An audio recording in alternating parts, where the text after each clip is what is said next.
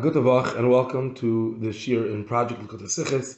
Today we are learning Chelek Tes Vav Sicha Aleph on Parshas Vayera, the first Sicha on Parshas Vayera in Chelek Tes Vav. This particular Sicha is one of those classic Sichos where the Rabbi asks many questions. There's a lot of detail in the Sicha, so we'll try to cover as much detail as we can without getting too tedious. The Sicha revolves around the pasuk that describes one of the elements of conversation that the Malachim, the visiting Malachim, have with Avraham.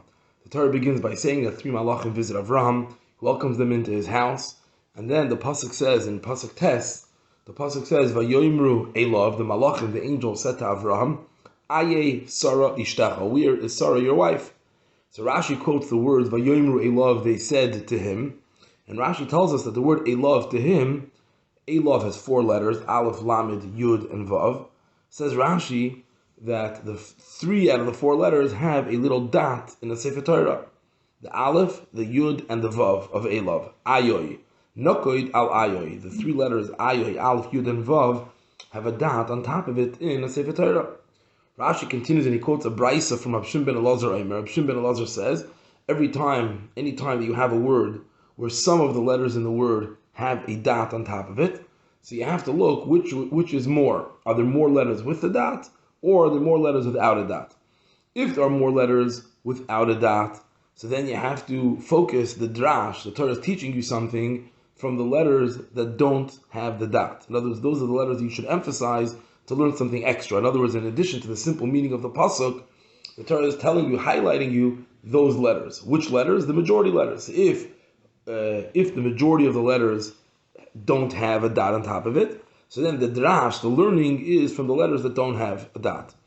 And if you have a word which has more letters with a dot than those without a dot, then the drash is of the on the letters that do have the dot. So in this case, says Rashi, in this case the word Elov has four letters, Aleph, Lamed, Yud, Vav. 3 of the 4 letters have a dot on top of it, Aleph, Yud, and Vav. So what that tells us is that you have to learn a drash from the letters that have the dots on them, the Nekuda, which is Aleph, Yud, and Vav. Aleph, Yud, and Vav makes up the word Ayoy. Ayoy means, where is he? So even though the meaning of the pasuk is that they're asking Avraham, where is Sarah your wife? Vayoimru Elov, they asked him, where is Sarah? Nevertheless, you have to darshan, and you need to learn that there's a second question which is alluded to in the pasuk. The question is, they asked Sarah, where is Avraham? Continues Rashi in his quote from that brisa, and he says, from here we learn that a person has to ask his hosts, he has to ask the woman how her husband is doing, and you have to ask the husband how his wife is doing. That's the first thing that Rashi tells us. And in this case, again, we see that they asked Avraham about Sarah, and there's also an allusion to asking Sarah, Ayoy, how is Avraham doing? So in this piece, the Rebbe asks 4 questions. On the first section of Rashi, the Rebbe has 4 questions. Question number 1 is, Rashi seemingly is only explaining the word Elov. The word Elov means that they asked him. Rashi is coming to explain that Elov also means Ayoy, they asked her where Avraham is. So why does Rashi also quote the word Vayoimru from the pasuk? Rashi quotes the words Vayoimru Elov. Why does Rashi quote the word Vayoimru?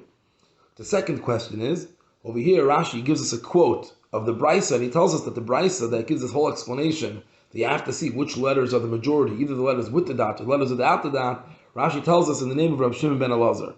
Rashi normally only gives us the name of the author of the quote when it adds in some of our understanding of what Rashi is saying. So why here does Rashi give us the name of ben Elazar? Question number 3, the rule that any time you have letters that have a dot on it, you have to see the majority, whether it's the dotted words or the undotted words. The question is, why is it important for the Torah, in an instance where the Torah wants us to learn something from the extra dotted letters? Seemingly the Torah could have had a very simple solution. All the Torah could have done was take the other letters that you want us to ignore, and only put a dot on the letters you want us to ignore, and we'll pay attention to the other 3 letters. So why does the Torah choose to do it in such a way that the Torah adds 3 dots to the letters that the Torah wants to draw our attention to for the drash? Seemingly the Torah should have only put 1 dot on the letter that you don't want us to learn from. Why? because either way we're going to pay attention to the majority. So if the Torah wants us to learn something from the Aleph, Yud, and Vav, the Torah could have put a dot on the Lamed. We would know that you have to darshan, you need to understand the Aleph, the Yud, and the Vav, and then we're going to understand that the Aleph, the Yud, and the Vav, that's where the attention is. That's where the drash needs to be. That was question number 3. Question number 4 is, when it comes to the dot, the question is, what is the function of the Niko, the dots on top of the letter? Over here, Rashi seems to say that the dot is coming to teach us something extra. At the Doiresh Hanukuda, you're coming to learn Doiresh. But there's another Rashi, again in a different parsha, that describes Lot and his daughters. The Torah tells us that Lot was saved. It's also this week's parsha in Vayera. The Torah tells us that Lot was saved, and along with his 2 daughters, they ended up making it to the mountains, to the cave. And when they came there, it says that each one of the daughters gave their father to drink. And when he woke up, he didn't realize what happened. The pasuk says, "Lo yada b'shichva uvekuma." Lot didn't know what happened, both when he went to sleep in his drunken stupor. He didn't know what his daughters did to him. Uvekuma, when he woke up, he also didn't know. So the word uvekuma, says Rashi in the parsha, that also the word uvekuma, when he woke up, also has dots on it. And the Torah says it to teach us that he did know. In other words, uvekuma, he did know what was going on. So that seems to say that even though the pasuk says uvekuma, he didn't know what was going on, nevertheless, the drash teaches us that he did know.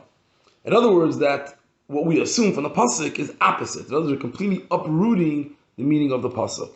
So the question is, when we have a Niko, when we have letters on top of a word, is it coming to add something, or is it coming to take away?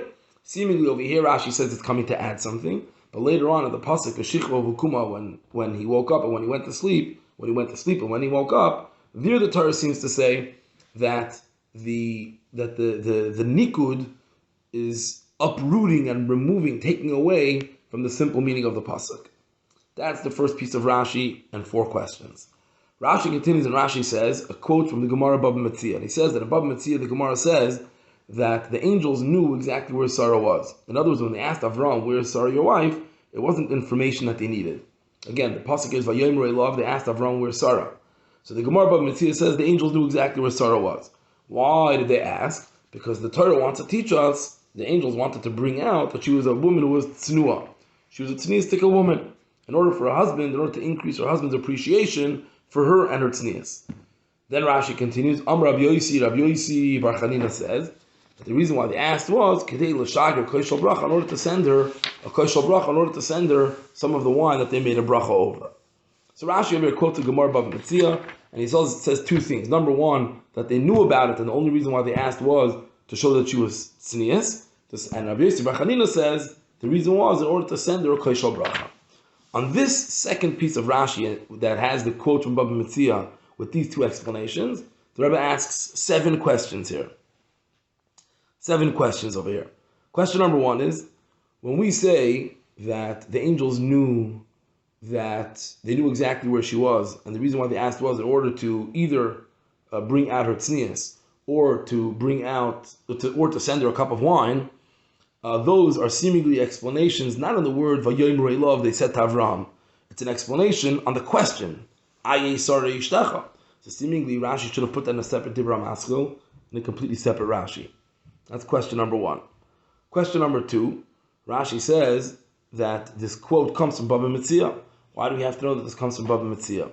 Question number 3, this third reason, in order to send a cup of wine, a koshel bracha, Rashi says in the name of Rabbi Yosi Bar Chanina. Why do we have to know that it's Rabbi Yosi Bar Chanina? What does it add in our understanding of this Rashi? Number 4, they sent the koshel bracha from their own cup of wine. Why did they send from their own and not from Avram's? It's not tzniistic, which seems the opposite of the whole theme over here. Number 5, Rashi says over here in conclusion that there's 3 reasons why they had to ask where Sarah was. Number 1, a husband. You always have to ask the husband about the wife and the wife about the husband. Number 2, in order to teach us that she was a woman who was tznius. And number 3, in order to send her a cup of wine. So why at the end why do we have to have all these 3 different reasons to explain why they had to find out where Sarah was? Question number 6, even more, which really builds on question number 5. Rashi gives us 3 reasons, but seemingly we don't need any of these reasons because we already knew earlier that the angels came to Avram with a mission. One of the missions was Lovaser es Sarah, to tell Sarah the news she's going to have a child. So why do you have to come up with all these other additional reasons? Why can't Rashi just say they asked Avram where Sarah was because they had information that they had to give her? Seventh question, the final question is, the three reasons that Rashi brings over here seemingly are three independent reasons that are not connected to each other in any way. So usually when Rashi brings three separate reasons that are not connected, usually you'll say davar acher, another explanation. But over here Rashi doesn't say davar acher anywhere, that there's something else going on over here. It's all written in one long continuation, as though there's a continuation over here. That's the question over here. Now the Rebbe adds over here that the question really is a little stronger, because we have a rule in the Gemara, that in the Gemara, whenever we have an opinion, in the Gemara there's two ways for the Gemara to quote an opinion. Either the Gemara can say the name of the person first and then Omar. In that case it means that he's disagreeing with whatever was said previously. Or we could say Omar first and then the name. So if we say Rabbi Yossi bar Chanina Omar, it means that he's arguing, which is the way it is in the Gemara actually. The Gemara actually says Rabbi Yossi bar Chanina Omar to send a Kashal Bracha. Rashi, which tells us that Rabbi Yossi bar Chanina is arguing and giving a different answer, different than the previous answer in the Gemara over there, which is the answer of Tznius. But Rashi over here switches it around. Instead of saying Rabbi Yossi bar Chanina Omar, he says Rabbi Yossi bar Chanina, which tells us that Rabbi Yossi bar Chanina is not arguing. In other words, Rashi makes clear that these three answers, these three explanations are not arguing. So if that's the case, why does Rashi not write it in a way of davar acher? Why does Rashi say as though these three answers, these three explanations, all do go hand in hand? So again, just to recap here, the Rebbe quotes the two interpretations of Rashi, the three interpretations of Rashi in Aye Vayomer Elov Aye Sarah Ishtach Vayomer Elov. They said to him, and Rashi says number one, that there's an obligation for the guests to ask the husband about the wife and the wife about the husband. Number two, to teach us that Sarah had tznius, and number three, to send her a cup of wine. And the Rebbe asks 11 questions on these two interpretations. 4 questions on the first piece, 7 questions on the second and the third. Which the Rebbe quotes, which Rashi quotes from Gemara Baba Metzia. So the Rebbe says, in order to understand all of this, we need to understand what's bothering Rashi over here. What is Rashi coming to explain? When we learn the Rashi at first glance, Rashi starts off with telling us about the dots on the word. The dots on the word Elov. Elov has 3 letters that have a dot in it. So you would assume that that's what Rashi is coming to explain. Says the Rebbe, that's not the question here. Why? Because there's oftentimes in the Torah, where the Torah has dots on different letters, Rashi doesn't explain it. Why? Because again, according to Pshat Mikra, it makes sense that the Torah chooses for whatever reason to have dots. There's an explanation, but Rashi doesn't bother explaining it ever, because it's not a question that a 5-year-old kid is going to need to understand. It's not a question that Pshat Mikra needs to be explained. So what is the question over here? What's the question that Rashi begins with? What's the fundamental problem in the pasuk that Rashi is bothered by? The answer is Rashi is bothered with the word Vayoimru Elov. What does Vayoimru Elov mean? Vayoimru Elov means they said to him. If we're going to make the assumption that the angels are trying to find out where Sarah is in order to give her the news that she's about to have a baby, Rashi already told us earlier how many angels were sent? 3 angels. Why 3 angels? Because each one of the angels has a different role. Only one of the angels came, Lavaser Sarah, to give Sarah the news. And that's why every time we have a statement from the angels, the pasuk says, Vayomer. He said. Why? Only one angel. Each angel has his own job. If that's the case, why does it say Vayomer, they? They, Vayomer, means that all 3 of them said something. The question is, why did all 3 of the angels need to say it? This obviously explains why Rashi, in this quoting the pasuk, says Vayomer Elov. Rashi quotes the word Vayomer because that's part of the question. The question is, why Vayomer? Why do they all have to say?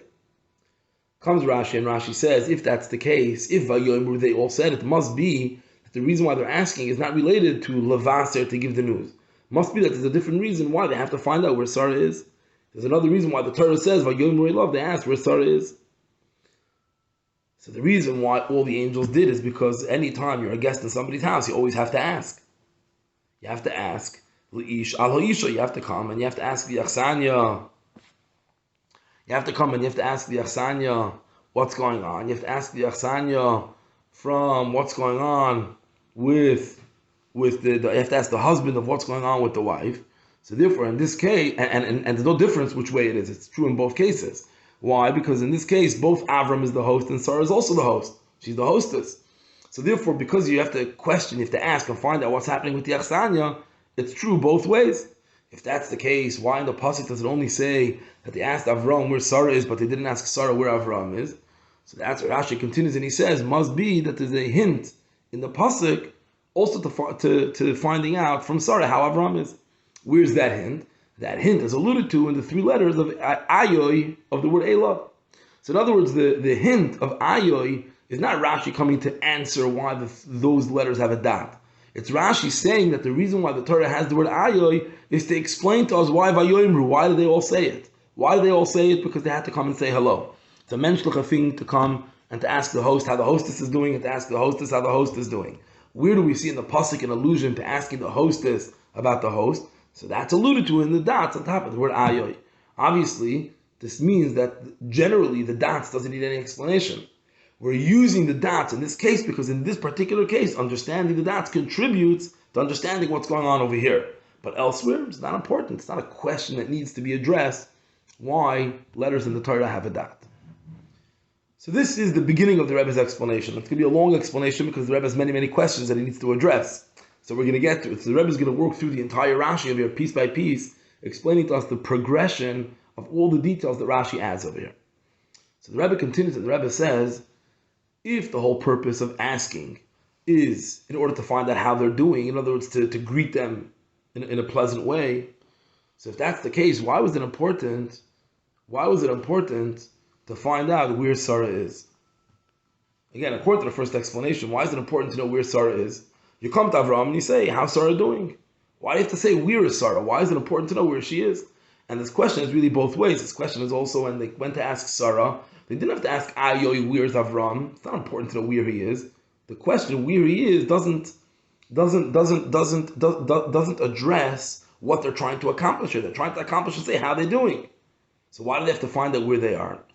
So it says Rashi continues and he says, another explanation. In other words, another addition of why they came to ask. Rashi continues and he says, in Baba Metzia, the Gemara says, that they knew exactly where she was. The reason why they asked was in order to bring out Avram's appreciation, his love for Sarah, and a second explanation, l'shagir, to send a cup of wine. In other words, the reason why they chose to ask about her by finding out where she is because there was another intent in what they were trying to do. Not only to find out where she is, not only to ask how she's doing, but also they needed something of where she was. Either to bring out Avram's appreciation for her, we'll see in a moment what that means, or to send over a cup of wine that needed to be sent.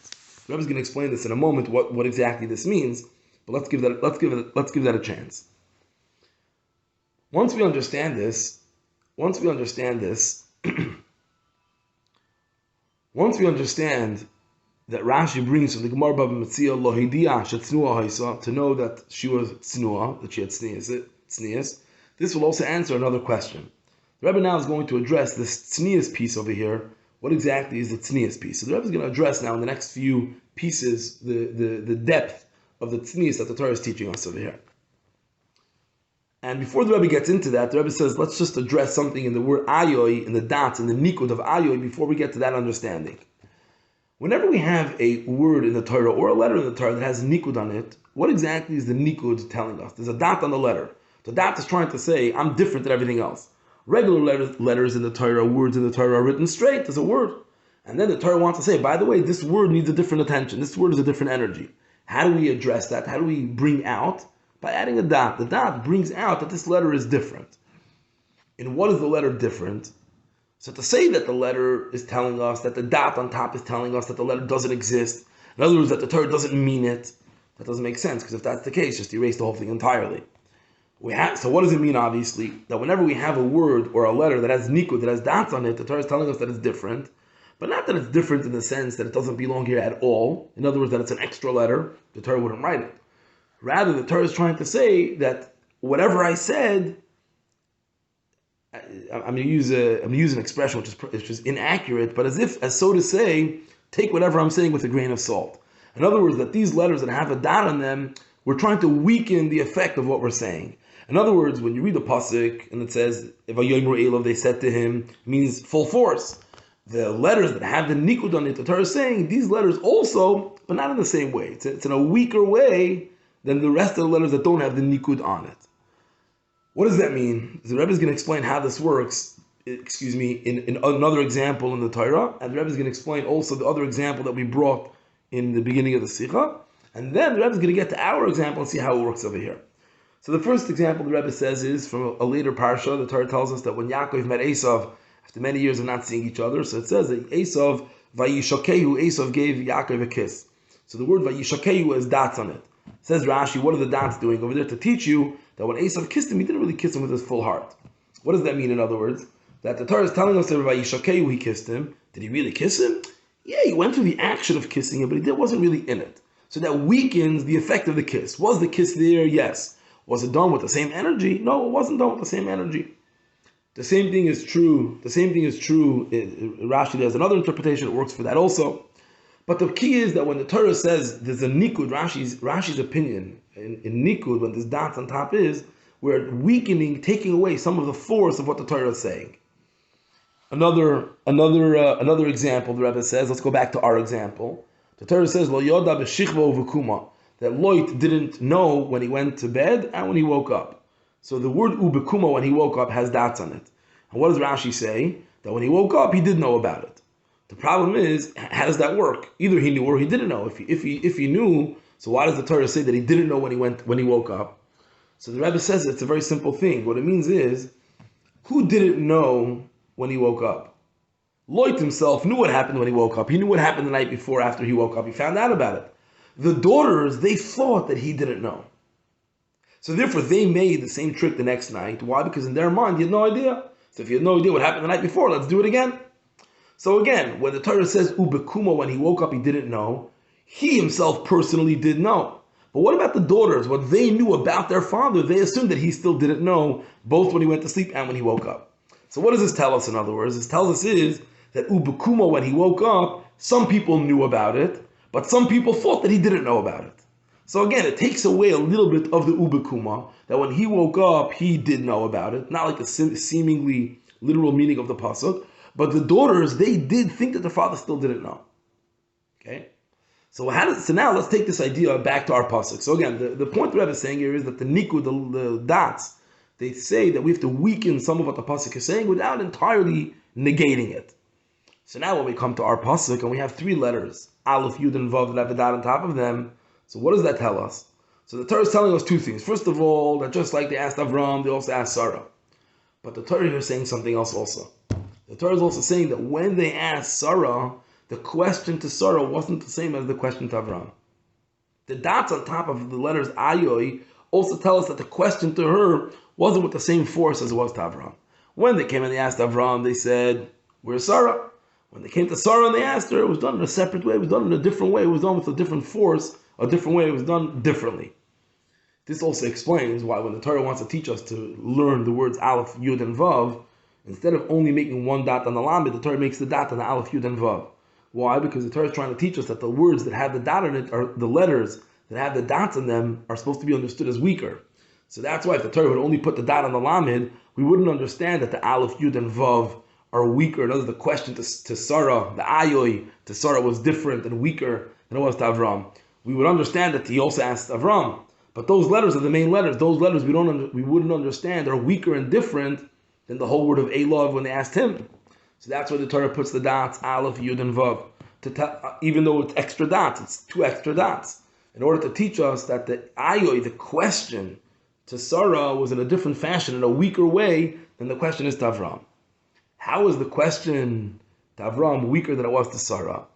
The answer is, Lo hidia shetznu ha'isa. The answer is, with Rashi telling us, quoting from the Gemara, that they asked the question in order to shear that Sarah had a tznius.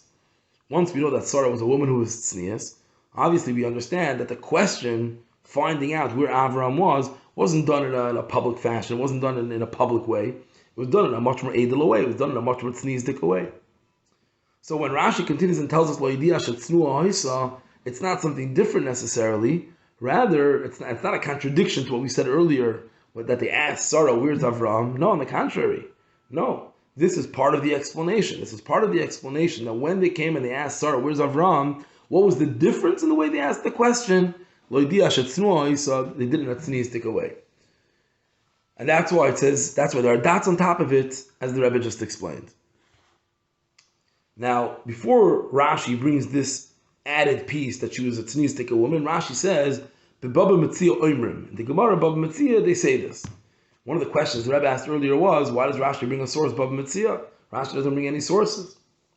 So the Rebbe says there's a reason for this. The reason is because Rab Shimon ben Elazar, who's the author of the quote that you always have to ask the hosts about each other, that quote of Rab Shimon ben Elazar is twice in the Torah, once in the Gemara Baba Metzia, but also in Bereshis Rabbah in the Medrash. So Rashi over here is coming and telling us, my quote over here, I'm not quoting from the Bereshis Rabbah, I'm intentionally quoting over here from the Gemara. I'm intentionally quoting from Gemara Baba Metzia, I'm intentionally quoting this quote and not the quote of Bereshis Rabbah. What's the reason for it? So the reason for this, the Rebbe is going to explain later on in the Sicha, the Rebbe is going to explain why that's the case. But in order to get that, the Rebbe has to build up a few more pieces in order to be able to understand what's the advantage of Baba Metzia. Again, let me just repeat that. The Gemara is saying that a Baba Metzia, Oimrim. Oimrim means that everyone agrees with it. In other words, it's not something which is only according to one opinion or according to a different opinion. Because Rashi is trying to tell us that the second quote, the second piece, that Sarah was tzniisdik, it goes according to all the opinions. It goes according to the first quote that you have to ask the husband about his wife. It also goes according to the third piece in Rashi, l'shagir, to send the koshel bracha, also is related to the tzniisdik piece. What's the explanation of that? The Rebbe is going to get to that soon. But I'm just going to go flow along over here with the flow, so we have the full build of the Sicha. Now, going back to what we're saying, we said earlier, so let's just recap what the Rebbe told us so far in the flow of Rashi. Rashi first told us that when the Torah says Vayera, they all asked. The reason why they all asked was because they all had to behave in a menschlich way to ask the host about the hostess about the host. The reason why the Torah that she was the reason why Rashi says that there was tznius involved is to teach us that the question to the Sarah was different than the question to Avram, was done in a much more edel way. Okay. Now, what's the problem with it? The problem with it is that Avraham, again, what's the explanation of tznius? What does Rashi say the explanation is? Which means that they asked Avram a question. They asked Avram the question, and Avram answered. What was the answer of Avram? Hine ba'oil, that she's in the tent.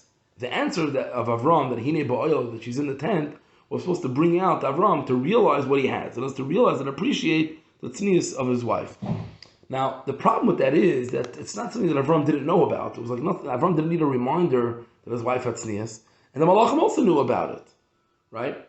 So in a sense, the pasuk of here is telling us that the angels asked Avram in order to tell him something as if he didn't know. Avram already knows about it. So in order to answer that, Rashi comes and adds, and he says that there's another reason why they had to ask. Another reason to ask is l'shagir koshel bracha, to send her a koshel bracha. Now the third reason alone also Rashi doesn't suffice with. Why? Because once we know where they were, because once you tell me the second reason that they knew where she was, so you didn't have to ask anymore, where is Sarah, right? And that's why the third reason is not enough either. So that's why we also have to have the second reason that they asked in order to bring out the beauty of Sarah, that she was a tzniistic woman, again by answering hine ba'oil, by answering that she was in the tent. In other words, just to say that it was in order to send her a cup of wine, if they knew where she was, why are you asking? Unless there's a reason that the asking is bringing something out. So reason number 2 and reason number 3, the Rebbe says each one of them is not enough on its own to be a reason to ask. Okay. Another reason why the third answer, another advantage that the third reason has over the second reason. Again, the third reason is l'shagir koshel bracha, and the second reason is to teach that she was tznius. So another reason is because tznius is primarily, the question of tznius is primarily a negative thing. In other words, you want to bring out someone's tznius, you say they're not in a public space, right, when it comes to Sarah. Now, in this case, how did they get to that answer? They got that answer by Avram saying, hine ba'oil. Avram could have said, she's not here, she's somewhere else. But Avram doesn't say that. Avram says, hine ba'oil, she's in the tent. Which means that Avram understood that the angels need information, a affirmative information, a positive thing. Where is she? Tznius doesn't have to tell us where she is. For the reason of tznius, you just have to know that she's not here. Only for the third reason of sending a koshel bracha, if you want to send her something, now we have to know where she is. You can't send her something without knowing where she is. So that's another advantage in the third explanation versus the second explanation. Another question the Rebbe asked earlier is, why did the Malachim have to send from their own cup and not Avram? Why did they have to send a cup of wine? Why couldn't Avram send a cup of wine? So the answer to that is very simple, that Avram was somebody who was completely involved in everything that he was doing, and when it came to Achnas HaSorchim, he was extremely involved in the Achnas HaSorchim that he was doing. So even when he stood and he served the angels, the pasuk says, Avram stood when they were eating. They were the ones that were eating, and Avram stood on the side to serve them. So he was like the waiter who was standing on the side serving them. Avram himself didn't eat. If Avram didn't eat, he didn't have a cup of wine either. Obviously, this teaches us that when they had to send a cup of wine, they had to send their own cup of wine, and Avram couldn't send his. Obviously, this also tells us that sending the cup of wine doesn't take away from the tznius of Sarah, because there was no other option to give her a cup of wine. There was no other cup of wine. Obviously, in this case, they were guests, and because they were guests, so they couldn't start taking somebody else's wine. They're just the guests over here. So therefore, they had to take their own cup of wine, and they sent it over to Sarah. So therefore, they had to ask where Sarah was in order to get the wine over to Sarah. However, we're still not finished over here.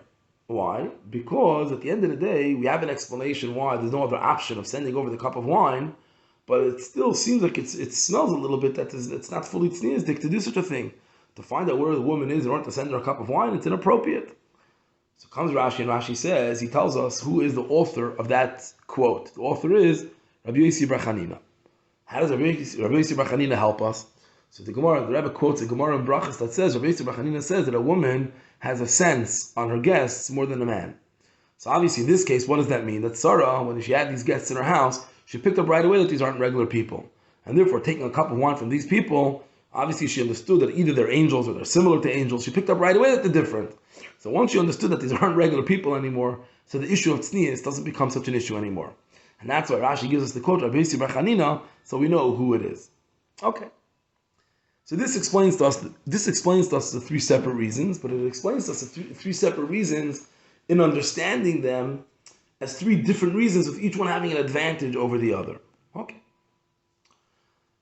After this whole explanation of understanding why Rashi has to add all these pieces and everything that Rashi has to say over here, after everything, we still have to understand something else. We still need to understand that at the end of the day, these three reasons are all not a contradiction to each other. It's true. They're different reasons, they're not a contradiction, they could all be true.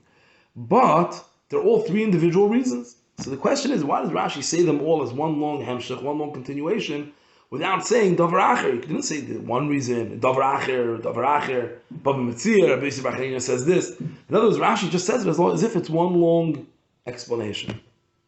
So at the end, the Rebbe says a beautiful, beautiful thing, which sort of adds a spice to the whole explanation that the Rebbe said up until this point. The reason why Rashi gives three different reasons, and the three reasons are in one long hemshech, as though it's one long thing, is because let's go back to the beginning. You remember in the beginning we pointed out that Rashi has a question in the pasuk. The pasuk says, Vayoimru elav. Vayoimru elav means they asked him. Says the Rebbe, once you know Vayoimru elav means they asked him, our question was, why does it say they? Only one of them should do the asking, because one of them has to give Sarah the news. Comes Rashi, and Rashi says that no. Rashi gives us three reasons. Says the Rebbe, the three reasons is because each one of the malachim had a different intent with this question. The angels came and said, where is Sarah? And every single one of the angels came and asked for something else. The question that they asked might have been the same question. But the purpose of why they did it is for a different reason. So the Rebbe says in a deeper sense, when Rashi comes and gives us three explanations, what the angels were asking, it means that each malach had a different question in mind. Why? Because each one had a different shlichus. We know that one malach can't do more than one thing. So one malach came to said the koshel bracha. So when he asked where is Sarah, he had one thing in mind. One of them had to come in and be the one to greet and to send to find out where each one of them were, in order to find out and make sure everyone's doing okay. Lishol b'achsanya. Also, you don't have to have three separate ones asking. One could ask and they could all listen, right? And the same thing is true. The one who's going to bring out Sarah's love, Avram's love for Sarah, to bring out the tznius of Sarah, also one of them is enough. So the Rebbe concludes, and the Rebbe says, so each one of the malachim over here had his own reason why he asked, and that's what Rashi says. Well, in one hemshech, because these reasons are not only not contradictory, they're all true. They're all true. Each malach had a different intent with the question that he asked. There's one question that we still didn't address over here. There's one question we still didn't get to over here, there's one question we still didn't get to, and that is the original quote in Rashi. The first explanation in Rashi is, the whole discussion about which letters are more, whether the letters with the dot, the letters without the dot are more. And Rashi quotes a brayso in the name of Rabbi Shimon ben Elazar. So the question is, why does Rashi give us the name Rabbi Shimon ben Elazar? What's the point of giving us the name of Rabbi Shimon ben Elazar? So the Rebbe says like this: this rule that when the letters with the dot is more than the letters without the dot, we pay attention to the letters with the dot. So it doesn't mean that we completely negate the simple meaning of the pasuk. No, the simple meaning of the pasuk is still there. Rather, the Torah is coming to add, in addition to the simple meaning of the pasuk, there's also something else, which is the letters that are dotted on top of them, that they also have their own attention, as if it's like its own word. In other words, when we look at the word Elav, there's two ways to look at the word Elav. Okay? One way to look at the word Elav is that the letters Aleph, Yud, and Vav are part of one big word. The word is Elav. And the word Elav in this case is one big word with the Lamed. A second meaning to these letters is that there's also a word unto itself, Ayoy, where is Avraham. So in other words, we have three letters that either are on their own one word, or they join the Lamed and they become a word together with the Lamed. What's the problem if they join the Lamed and they become a word together with the Lamed? It comes out that here you have one letter, one Lamed, and these three letters, they're joining up with a Lamed to make up another word. In other words, in this case, these letters, which are the majority of the word, they, as we see that they also have their own meaning, instead, in one of the readings of the word, they become tuffle to the, they become secondary to the Lamed, and they join Lamed and they make up a word together with the Lamed. Says the Rebbe, the answer to this question, that it's not a problem that the three letters with the dot are batel and tuffle to the one letter with the dot, without the dot, the answer to that is alluded to in the name of Rabbi Shimon ben Elazar. There's a Gemara in Beitza, the name of Rabbi Shimon ben Elazar, that says, that discusses the halachas of baking on Yontif. Usually when a person cooks or bakes on Yontif, the halacha is you're only allowed to cook as much as you need. You can't bake for tomorrow, you can't bake extra. Comes Rabbi Shimon ben Elazar and he says that a woman who bakes bread on Yontif is allowed to break an oven full filled with bread. A woman who bakes bread on Yontif is allowed to fill an oven full filled with bread. Why? Because the bread bakes better when the oven is full. The less air you have in the less space you have in the oven, the better the bread bakes. I can't tell you how this works in the kitchen. I'm not a baker, but that's what Rabbi Shimon ben Elazar says. So what do we see over here? We see that on Yontif, if a person wants to bake bread and a person needs only one loaf of bread, the person's allowed to bake an oven full of bread for this one loaf. So what do we see the opinion of Rabbi Shimon ben Elazar? That all the loaves of bread are batel to that one loaf. So similarly, in our case also, the three letters, the Aleph, Yud, and Vav, could also be batel and tuffle. They can be secondary to the Lamed, and they can join with the Lamed and make up a word with the Lamed. They can also make up the word Elav, and it's not a problem. The Rebbe concludes the Sicha with a lesson that we learn from this Rashi, and the Vayera, the Yenish al Torah, the Vayera, primarily focuses on the last thing we just said, the Gemara of Rabbi Shimon ben Elazar with the oven full of bread. And it goes like this. Sometimes he thinks to himself, and he's wondering that that he'd like for most of his time to be involved in holy things, Torah, mitzvahs, etc. But the reality is not like that. The reality is that a minority of a person's time goes, as man mu'at, very little of a person's time goes for holy things, Torah, mitzvahs. The vast majority of our time is busy with eating and drinking and sleeping and making a parnasa and doing all the things, all the optional things that a person's allowed to do, which is not Torah mitzvahs. So a person could start to feel bad, and he could tell himself that there's so much empty space in my oven, there's so much empty space in my Torah mitzvahs. Why? Because very little of my time is involved in Torah mitzvahs. The lesson that we learn over here is that if the divrei harashus that the person does is being done l'shem shamayim, so even though it's divrei harashus, it's optional things that are not Torah mitzvahs, nevertheless they become batel and they become tuffle, they become secondary to the Torah mitzvahs. It becomes like those extra loaves of bread that are filling up the oven, who even though I don't need them, but nevertheless, because they serve, they help, they contribute to that one loaf of bread that I do need, so I'm allowed to cook everything on Yontif, I'm allowed to bake everything. So the same thing is true in this case. A Yid looks at his own life and he sees that since the divrei harashus that I'm doing are being done for the purpose of Torah mitzvahs, especially that the Torah mitzvah should be done right, and the Rebbe quotes here from the Torah where the Alter Rebbe explains a famous one of the curses in Parshas Bechukoisai where the Torah says Va'afu eser nashim lachnechem b'tanur echad. It says that all 10 women are going to bake their bread in one oven, and we know that all the curses in the Torah are really bepnimius, are really brachos. And the Alter Rebbe there explains in great length that in order for the Torah that a person learns lechem is compared to a Torah, in order for the Torah to be fully baked, the Torah has to be contributed to by Eser Noshim, by all the 10 Kochos HaNefesh have to contribute to the bread. So in a similar way, so in our case as well, when we speak about the Torah, a Yid can't just only learn Torah all day, you also have to eat, also have to drink. But if the eating and the drinking are all contributing to the Yid's Torah, then ultimately everything contributes to the baking of the bread, to the Torah that a Yid learns. In other words, for the Yid to be able to continue learning. Similar to what the Rambam says, that a Chacham, everything that he does, everything is being done for service of Hashem. Even when a Chacham sleeps and eats and does business, he's serving Hashem the whole time. He serves Hashem b'chol ma'asecha and b'chol drachecha, and ultimately this is the way to create a dir b'tachtonim. Like the Rebbe Rashab explains in Samach Vav, that's the goal, that's the purpose of creation. All this serves as a hachana, as an introduction to the time when Mashiach is going to come, when we won't even need to do any baking anymore anyways.